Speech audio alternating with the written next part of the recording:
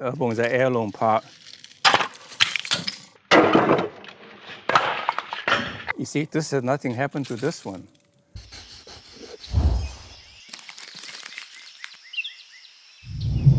Hi, I'm miltonchang of Bonsai Heirloom. Before I go into the Q&A, let me do a little bit of housekeeping. One is that please tell a friend about our channel and also sign up on our mailing list because I want to be able to send you announcements of availability of equipment and tools and trees. If you like my video, please click like to give me some encouragement and subscribe to our channel, of course. Before I go into today's Q&A, I want to show you something.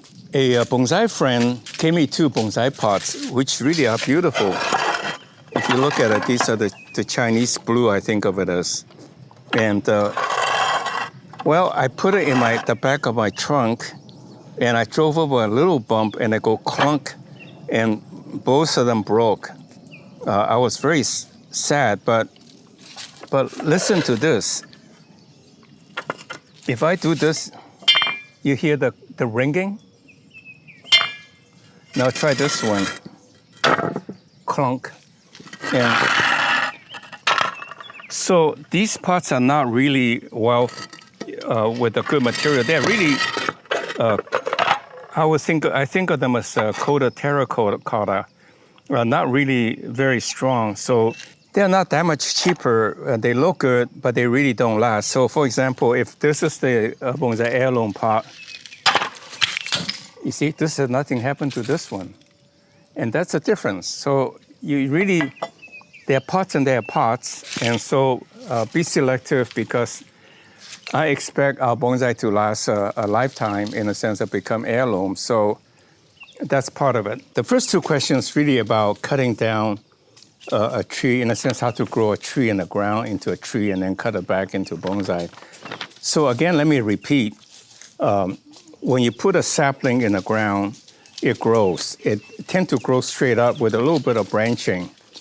So imagine your goal, define your goal, how tall the tree you want it to be. Let's say if you want a tree to be this high, then I would suggest you cut it to about 3/4 of that or a little less. So when the tree gets to, let's say you plant a sapling in the ground, it gets to the trunk about this size, and you want to make a bonsai into that size, with the trunk maybe a little bit bigger. So what you do is that after a couple of years, when the trunk is about this size, you cut it back to about 3/4 of the size of the bonsai you want it to be. And when you do that, the lower branches will come out, and then you let the top grow, you create an apex, and then the bottom branch coming out, you fold it up, let it point up so that it gets thicker, thicken the branch, and then you cut it off to shape. So that is the process. When you dig it out, you orient the tree. Maybe, in fact, you may want to dig it out after a year or 2 and do it again. When a trunk is growing this way and a branch come out this way, if you tilt it, you'll have a tree that's growing this way and make that the apex. And then the next time you could do it this way, so you grow up this way. So you have 3-dimensionality of the twist without bending. Of course, you can do the wiring that may speed up the process. And if you're skillful, it will look just as good. But if not, then it will look contrived. What you can do is you can take a thin tree and you make it do this, and then you let it thicken. And it will become a bonsai much quicker, actually, and could be just as good, but hopefully you're skillful enough to make it less contrived. The next question along that line is that when should I do the cutting? I think that really doesn't matter very much.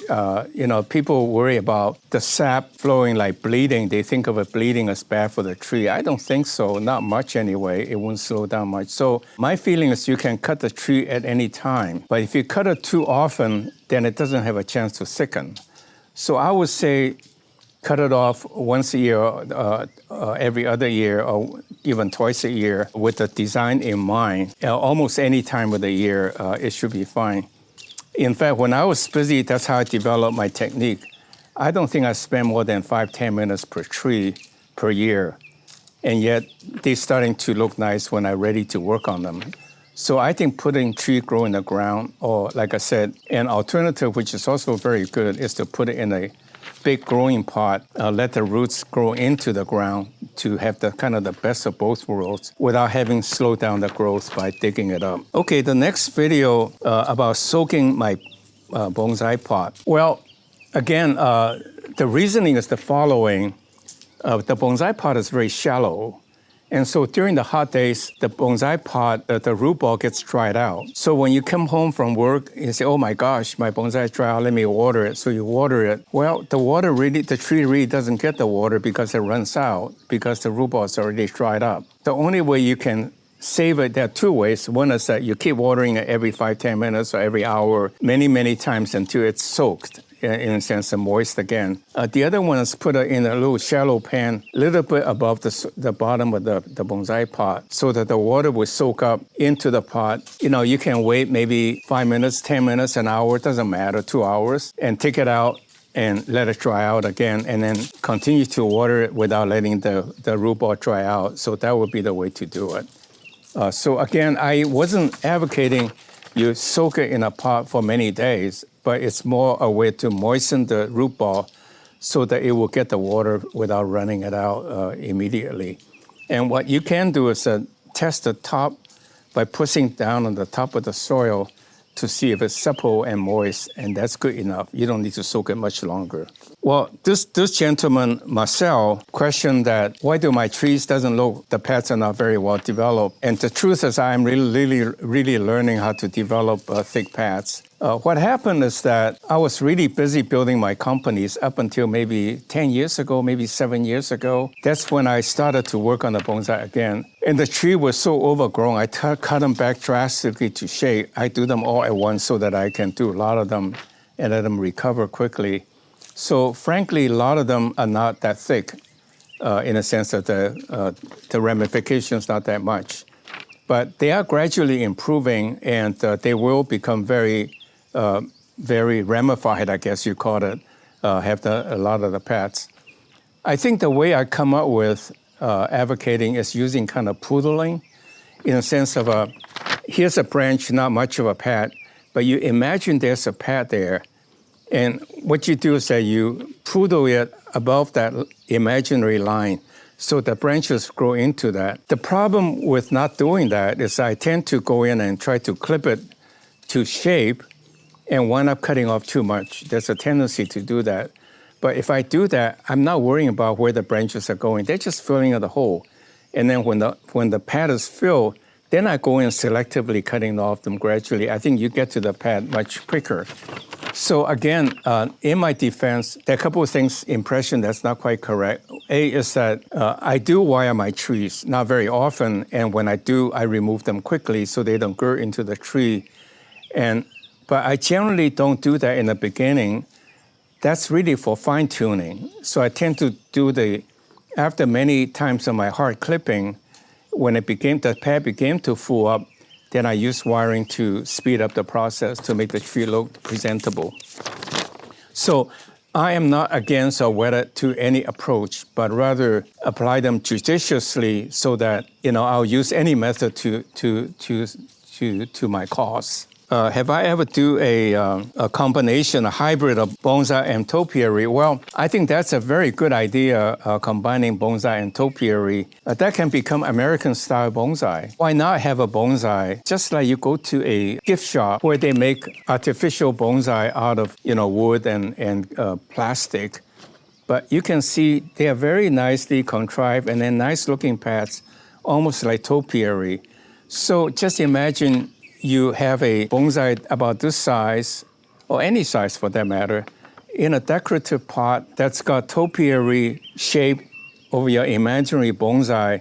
Some people think of bonsai as Asian, although it is, but it's not. It can be Americanized. And you have a nice bonsai, topiary bonsai, without all of the pinching, the wiring, and all that. I think that's a good thought. Let's go for it. Let's make bonsai an American art, American hobby. Why stick to why bound to the Asian origin? Can you ever make a desert rose into a bonsai?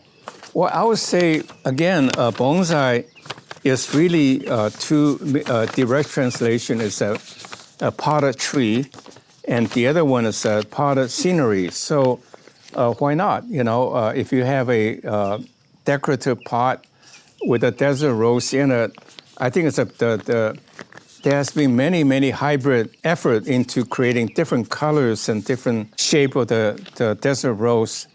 They can indeed be very colorful bonsai, although not what I think of as traditional bonsai material. But why not? You know, if it's decorative and you like it, that's your bonsai. So with that, then again, I emphasize, do your own thing. Whatever pleases you is the right thing. You can make no mistakes, because I want to overcome the stigma that bonsai is easy to die, which is not true, especially with our art invention. There are too many rules to follow. It's not true. Do your own thing, anything goes. So please tell a friend about our website, subscribe to our channel, and go to our website to sign on for our mailing list so that we can notify you of announcements and any goodie we're going to bring to the party. So thank you very much. Tell a friend. See you next week.